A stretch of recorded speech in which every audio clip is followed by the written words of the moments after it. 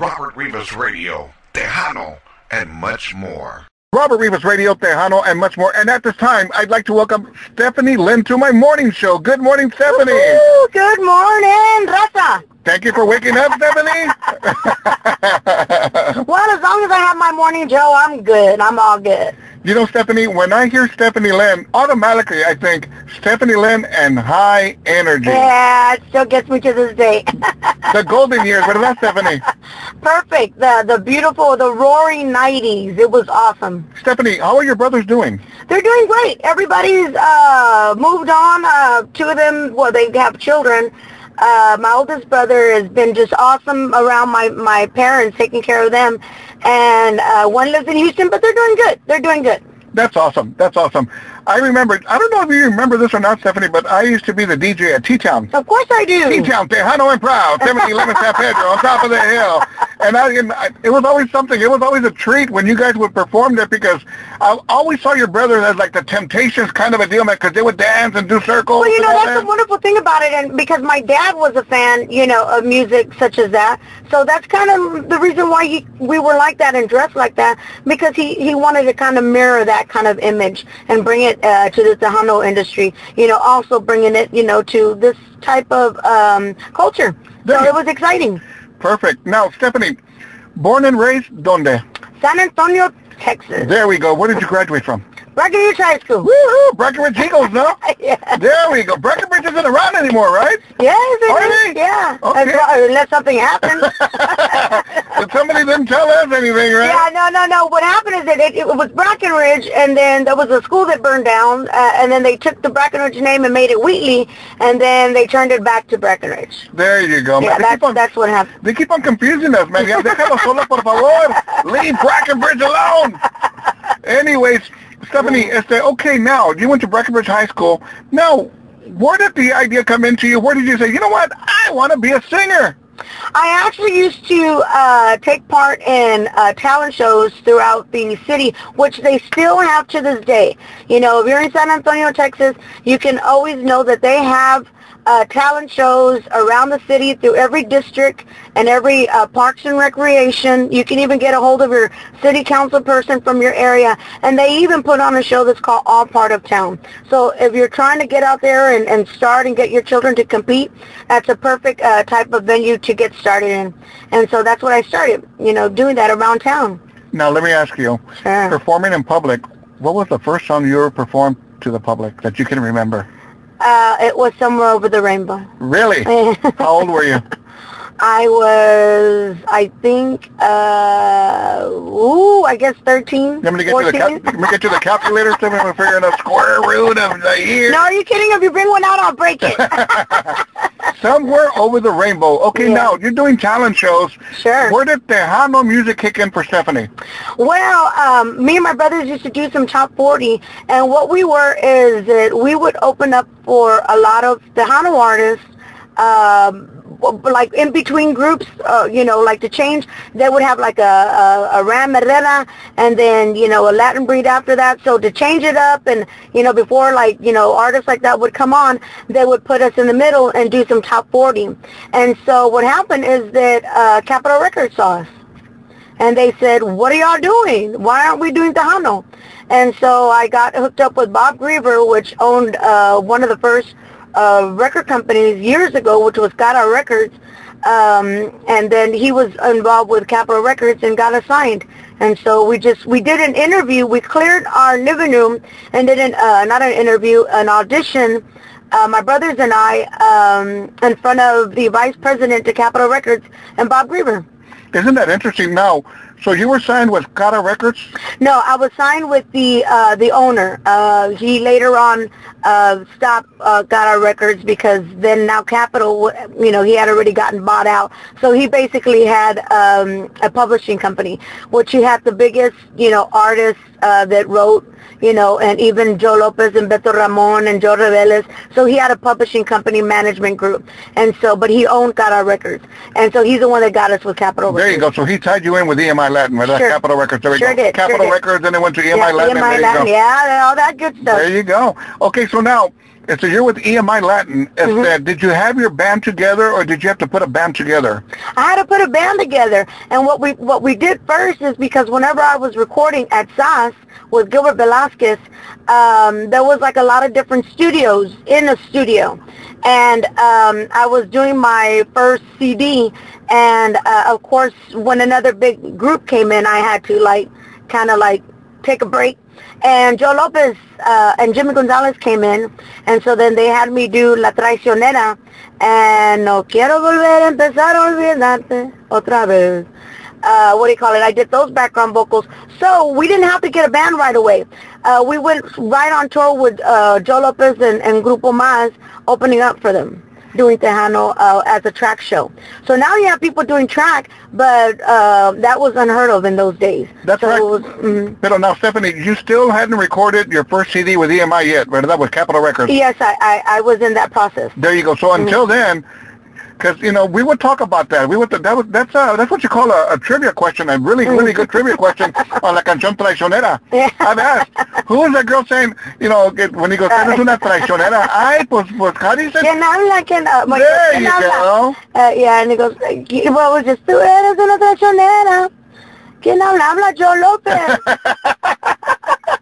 Es que no reconoce tu voz. So finally, cause you're riding the coattails of Joe Lopez and some other artists. Great, coattails. There you go. So finally, what was your first CD with EMI Latin? It was a self-titled Stephanie Lynn and High Energy, and that's when Pegadita came out. Wow, Pegadita, that was a monster hit for you. It put us on the map. It sure did. It put us on the map. But I'll tell you what, me and my brothers did a lot of we went for it, and artists, whenever you start, you got to fight for it. You got to go do those promotions. And so we went with Capitol EMI. I mean, we were doing radio stations were popping up all over the place, then. So we did I remember 14 radio stations in one day. Yeah. You got to go work it. That's when there were a lot of mom and pop radio stations out there in the cornfields and everything. They were all over the place. I'm laughing because I have a visual of some places where I'm like, is this a junkyard? I know. And you go to the back, and not for any kind of putting out or nothing, you go all of a sudden, you go through these cars and everything, and you see this shed, and they got an antenna. I know, right? I know. Believe me, when I used to work for EMI Latin back for a couple of years, back in 2000, and when I went and hit the road, man, I was hitting all these mom and pop radio stations, and I was going, where is this place, man? Am I being set up or what, man? I used to go to stations that had a farm road for the farm road. Oye, por favor. I tell you what, Stephanie, let's take a break in the action, and let's go ahead and play your first monster hit for Capitol Records, Pegadita. Pegadita. Robert Rivas Radio, Tejano, and much more, and I'm here with Stephanie Lynn. Robert Rivas Radio, Tejano, and much more, and I'm back here with Stephanie Lynn, and that song, Pegadita. Stephanie, I'm telling you, man, this brings back memories of T-Town, and, I get all misty, and I go, hijo, man, the golden years, and watching Stephanie Lynn with her brothers up there on stage, man, just simply tearing it up. Stephanie, do you remember T-Town? Yes, of course I do. Of course. I even remember the little back room. Stephanie, I can't tell you every artist that I talk about. The room in the back. The back room, the jacuzzi, right? The jacuzzi and the mirrors. There was a whole other, a little secret place in the back. It was like a house. It was it wasn't it was like an annex. You know that we couldn't get artists to leave. It was 3 and 4 in the morning. Ya, váyanse, por favor. They wouldn't leave. No, because it was a super cool honeycomb hideout. Everybody talks about that back room. Yeah. Stephanie, what other places? Well, let me put it to you this way: what major events did you play back in the day, back in the 90s, that you can remember? Ooh, so with tons of them. I remember playing at the Hemisphere. Where they had more than 60,000 people. I remember playing with a lot of artists at the Texas Stadium, performing out there with them. I remember playing in Vegas, one of the first, at Bally's, one of the first Tejano showcases that the Tejano Music Awards used to do their own showcase.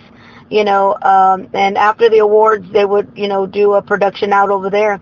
And it was so much fun because they would charter, I don't even know if charter is the right word, their own planes. So all the Tejano artists would go on a plane together.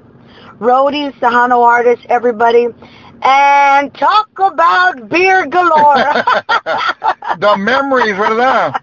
I remember there was in the valley, they chartered buses because there was a school bus that I think it was hit by like a Dr. Pepper truck, and a lot of children had died, through an accident.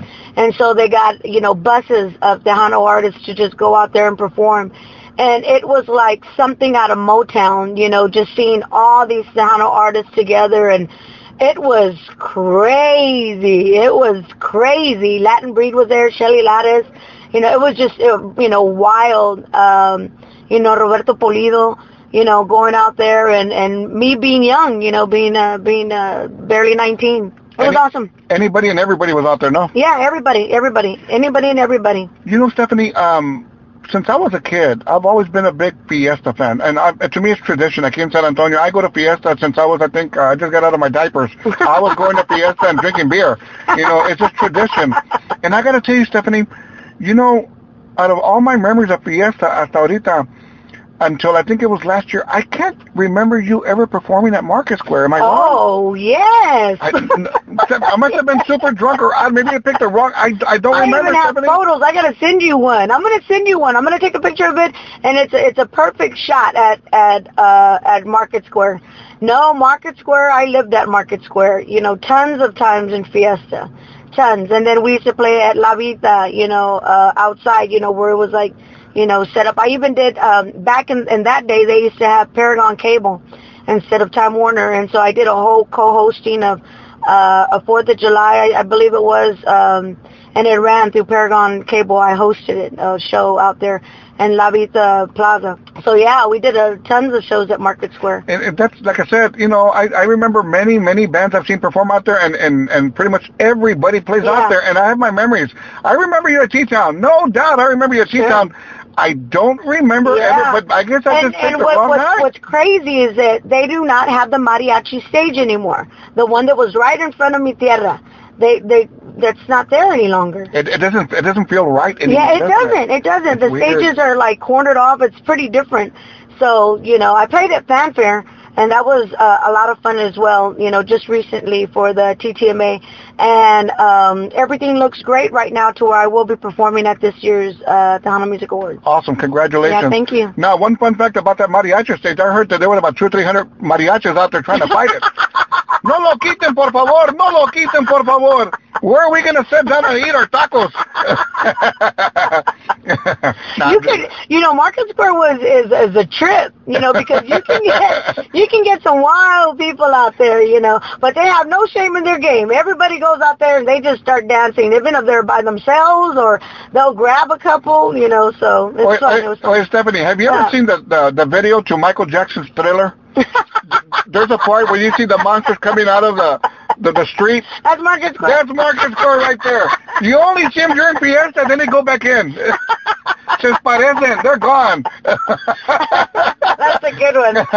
No, but then I can't make fun of it too much because I'm Monster Rancho. I know.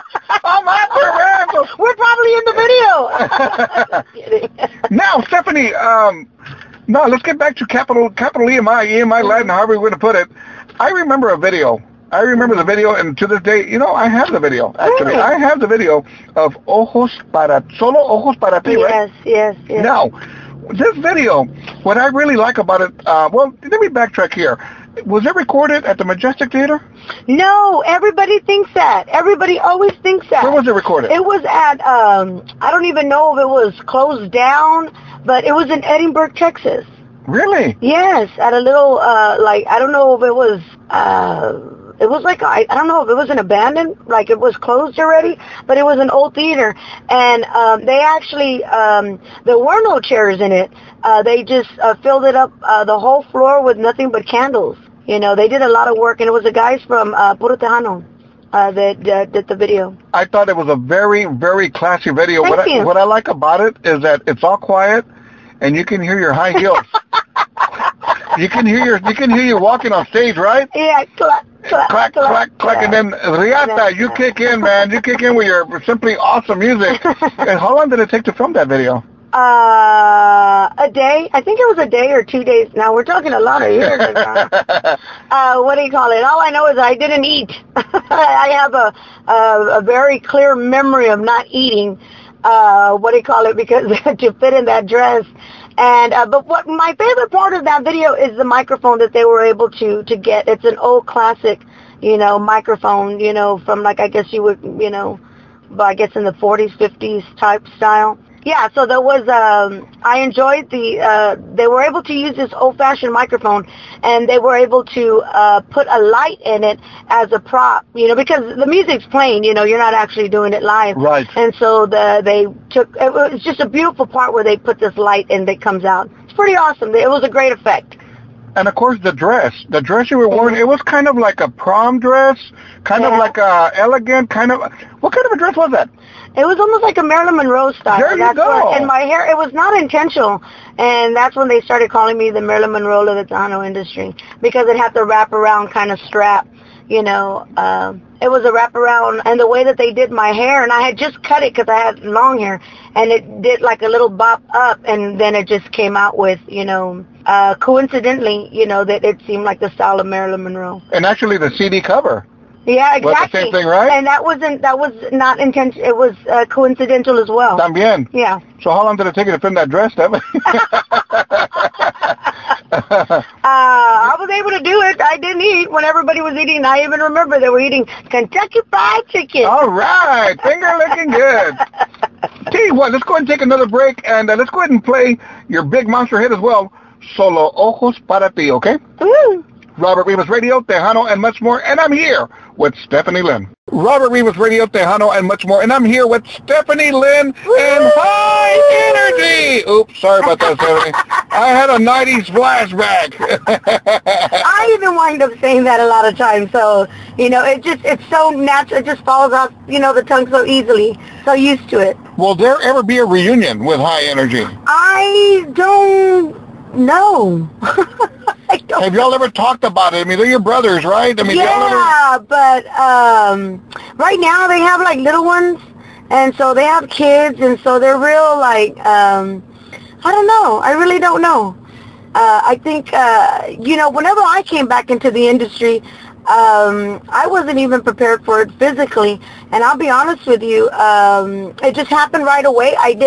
Not even Mr. Quintanilla, we didn't anticipate that it was going to go off this big, and it's just been wonderful, and I myself have even lost 41 pounds. Wow. From having to go out there, because we're not used to it anymore. I'm, older, I'm a mom, I'm a wife, so you just wind up, you forget, I'm competing with an old, almost like a 20-year-old Stephanie, Lynn.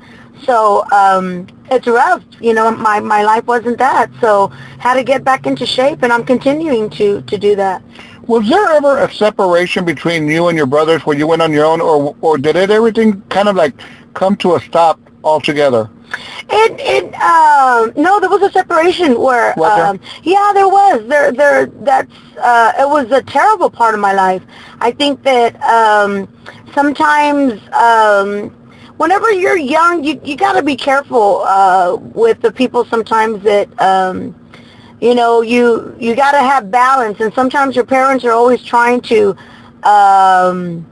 warn you or tell you, no, go this direction, and sometimes we rebel and we're like, no, I know everything, I'm going to go this way. And it's so funny, my dad gets a kick out of it because I have a 20-year-old son, and so my dad always says, like the things that I lecture my son about now, my dad's like, he starts laughing, and so there was a little bit of a separation, but you know what, I couldn't do it anymore because I had started with my brothers in that, and it wasn't the right timing, and God always knows, his plan for you. Right now, things are in myself am in a great position, with my marriage and my life and my family as well. As a matter of fact, every time I come to San Antonio, I'm staying with them. And my dad always checks my Facebook. He's always, he's my biggest fan.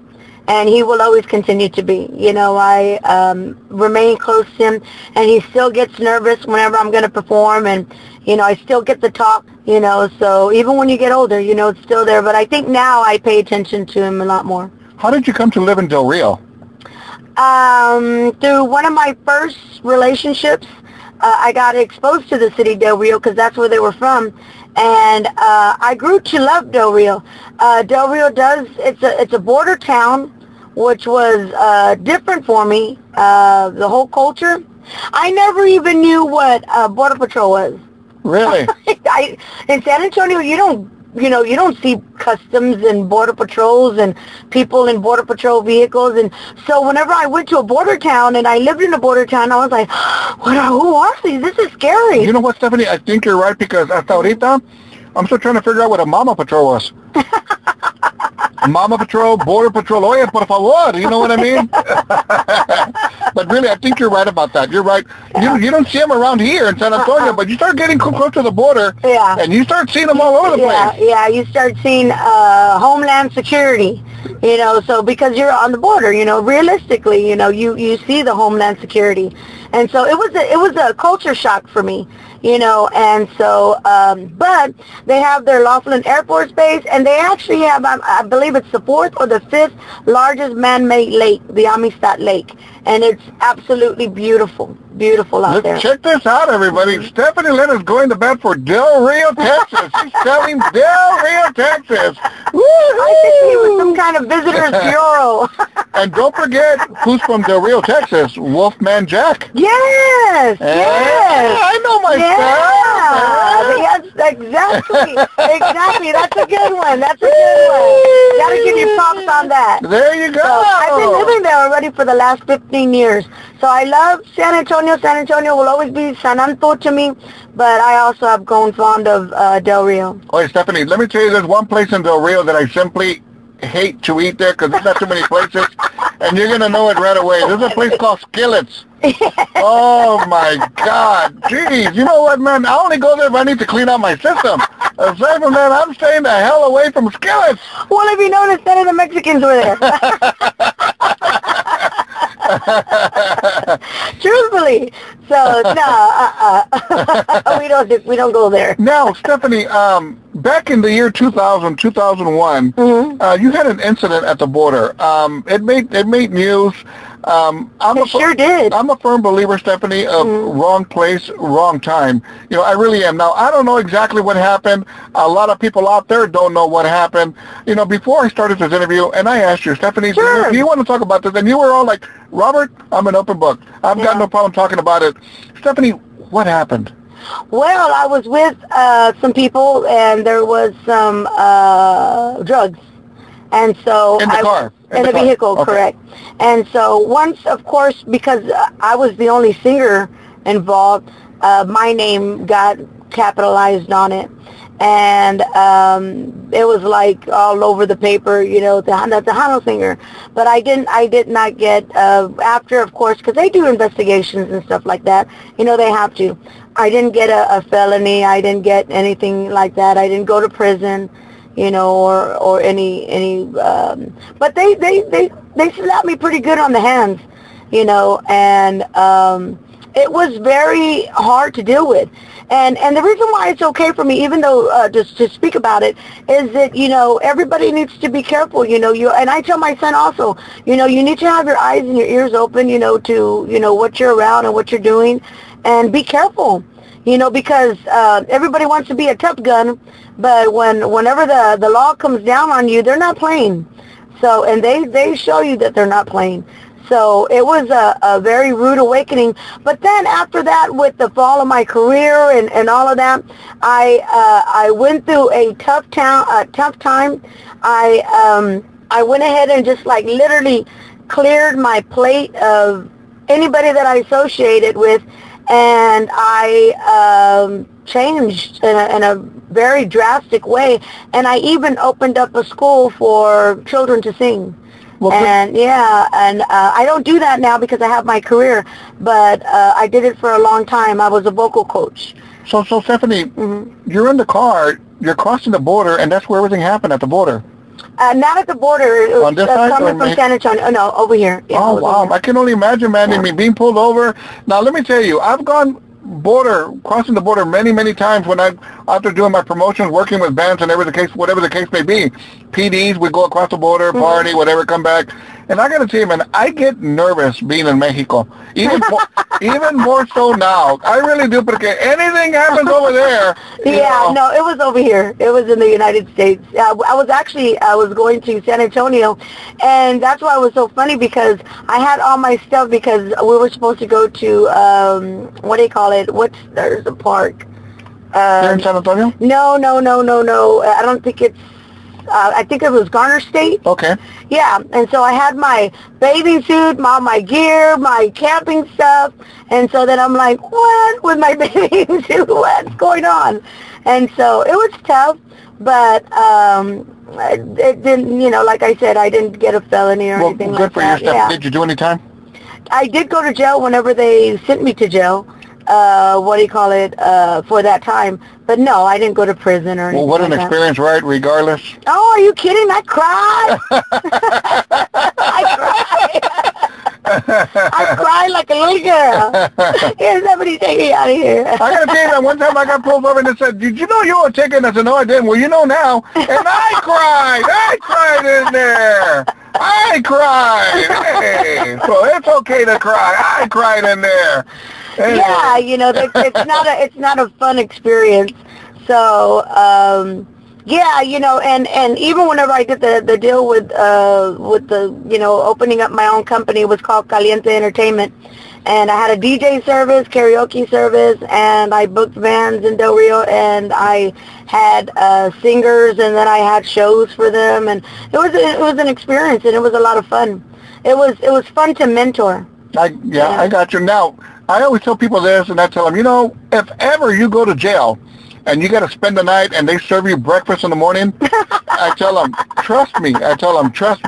Those aren't raisins in the oatmeal. Those are not raisins. I promise you that. Now I find out. Yes, well, those were pretty good, whatever it was. They were good. They don't have bones. They thought going down, but they went down. Vámonos. Now, Stephanie, let's move forward now. Okay, sure. Now, you signed with Q Productions, sure Abraham did. Quintanilla. Where did this happen? How did this come about? He, the Cumbia All-Stars played in Del Rio. But aside from that, before that, let me come back a little bit earlier than that. We have kept in contact ever since Selena's passing, Mr. Quintanilla and I. And I used to be friends with A.B., and so I actually just out of the blue called the production company, Q Productions, and asked for A.B., and Mr. Quintanilla called me back. And this had to have been, I guess 2002. And ever since then, we've just always kept in contact. We've always talked, what do you think about this, and what's going on with this, and, how's that? And so they came to play, and he just called me up and asked me, hey, you wanna come into the studio? And I was like, what? It was a hot day. I always tell everybody I was spread out like one of those hot days where you're like on the couch, belly, and it's like, so I wasn't fully awake whenever I got the phone call, but whenever I saw the 361 area code, I knew it's Mr. Quintanilla, because he, that's the phone call I would get from that area. And so then he was just like, just blunt, and I had talked to him a couple of days before that, because his son had played there at a club over there, and he was like, you want to go into the studio? He goes, why don't we just roll the dice? So we did. People caught word, and this was actually in September of last year, and we said okay. I said okay, and we went for it, and it's been awesome. And actually, right before this, I even got some great news as well. To be working with a great promoter also. So literally just in the meeting that I had a while ago, I just got 6 new bookings and like that. And so, and we plan to go to Florida as well, and I'm going to do the television shows out there from the Fiesta America, and so we have very good plans. I needed this break as well, so I'm very excited about it. Congratulations, Stephanie. Thank you. Now, speaking of Selena, let me ask you this question. Sure. And I've asked other artists this question, and everybody has different responses, but yet they're pretty much on the same foundation of how they felt. But yet, Stephanie, how did you find out? When did you find out that Selena was killed? How did you respond to this?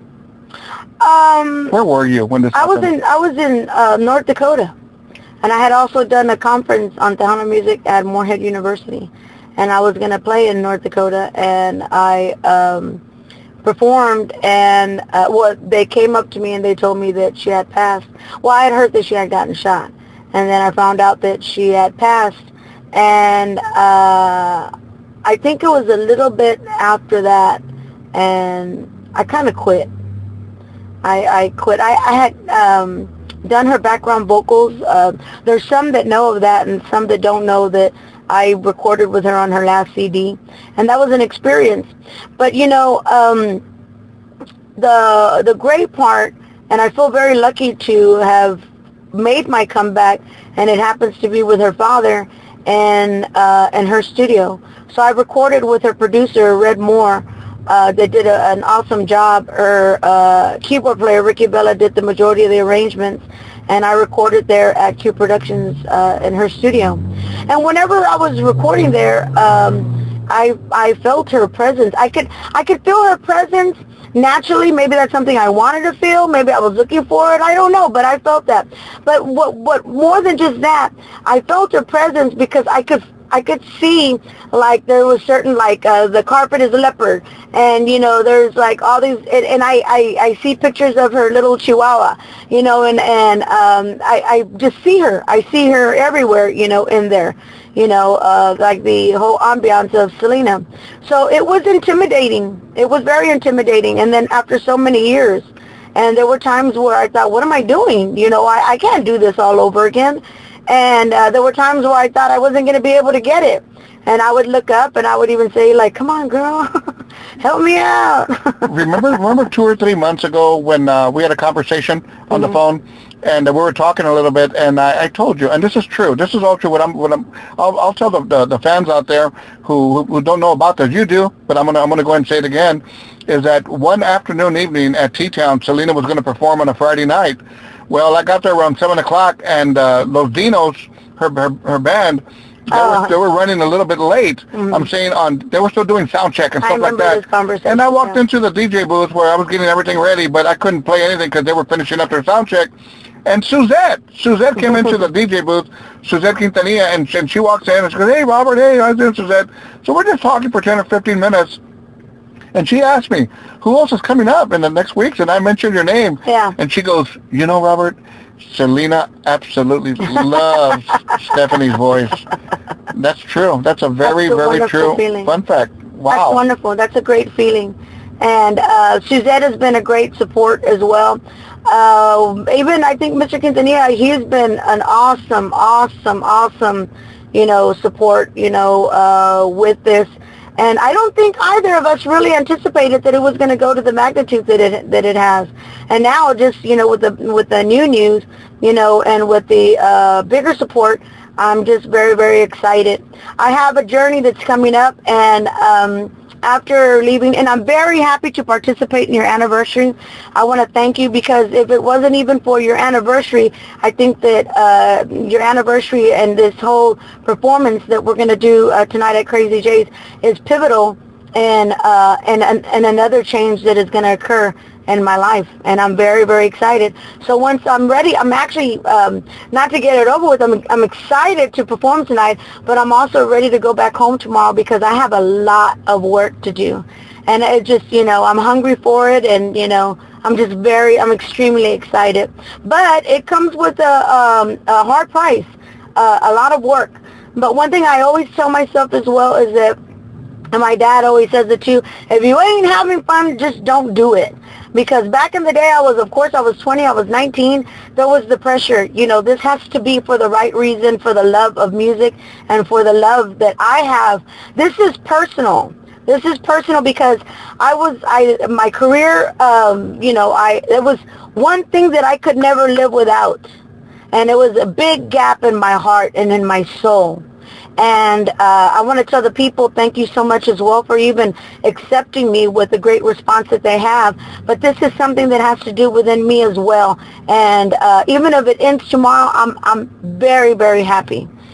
The excitement is in the air. My event, I always do it to myself. I would say, that's it. My Christmas event, I said, that's it, no more. And then here I go, and I throw another one on. I've got so much on my plate, Stephanie, but that's another thing. But what I'm trying to get at is that the excitement is in the air for Stephanie Lynn to be part of my event. I can't tell you the responses that I've gotten. Really? That's wonderful. And people want to see you. And even more so, they're going, wow, we're getting Stephanie Lynn and also Patsy Torres. Wow. I'm so excited to see her. She was actually a judge back in the beginning of this interview. I was talking about the citywide talent shows when I started, and she was one of the judges. And I went up to her before I even got into Tejano and all of that. And I just told her, I expressed my admiration for her. So it's wonderful to be able to see her tonight. Isn't that something? Yeah. Wow, isn't that something? Yeah, it's great. It's awesome. Stephanie, anything you want to say to your fans? I just want to say thank you so much for everything that everybody has done. I really appreciate social media, which is so different now. Back in the day, we didn't have that. You didn't see your fans until you went to the city back again. Now all of a sudden it's on Facebook in a couple of seconds. So I just want to thank everybody out there, and just, keep your eyes and ears open and look forward what's next to come. Stephanie, what are your plans with Q Productions right now? I know you just signed with them. Mm-hmm. Is it a 2-year deal, a 3-year deal? You're signed for life? What is it? I'm signed till I'm 60. There you go. Well, the wonderful part about it is that in my relationship with Mr. Quintanilla, we've always been very upfront with one another. And we both also agreed that if it wasn't going to work, that we were both going to just, shake hands and say, hey, what can we do? We can't, beat a dead horse. But this horse is very much alive, and it's working out fabulously. And so we've got a lot of great plans, even with merchandising and all of that. Suzette is also even coming more on board. So just to have, Joseph as well. So just, I really, really appreciate, the whole Q Production staff. Perfect. Your first hit single with Q Productions was Prisionera de Amor, right? Yes, sir. Talk to me about this. Prisionera de Amor, actually, A.B. wrote that song. So I'm privileged to have that, and it's a fun cumbia. Cumbia has always been my deal, and so I'm just very grateful and excited, and you'll be hearing me performing tonight. Let me go ahead and play Prisionera de Amor. Stephanie Lynn, thank you for being on Robert Rivas Radio. Thank you so much. I really appreciate it, and we're going to have a great time tonight. Thank you. I really appreciate it, and thank you, everybody. Woohoo! Stephanie Lynn on Robert Rivas Radio.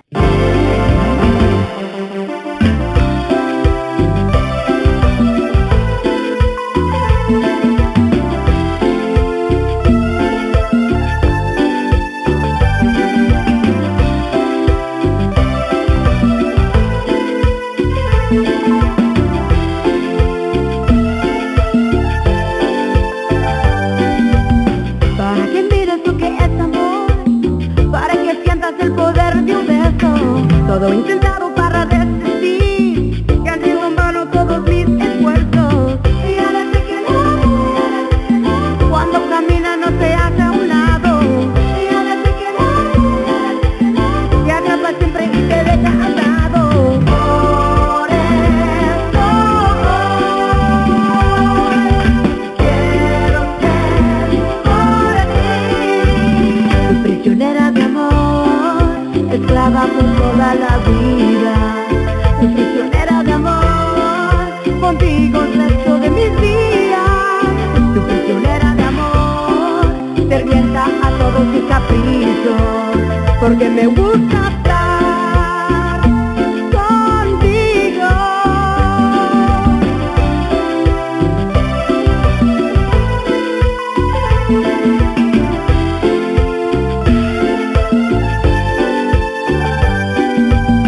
Para que mires lo que es amor, para que sientas el poder de un beso.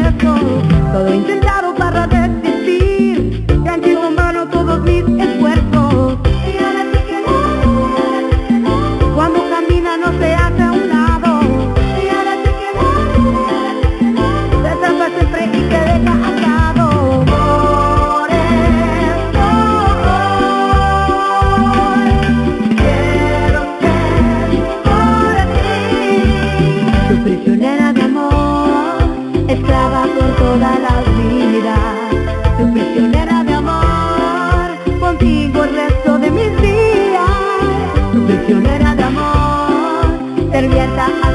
caprichos, porque me gusta estar contigo.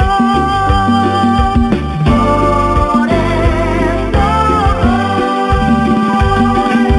quiero ser para ti tu prisionera de amor, esclava por toda la vida, tu prisionera de amor, contigo el resto de mis días, tu prisionera de amor, serviendo a todos tus caprichos, porque me gusta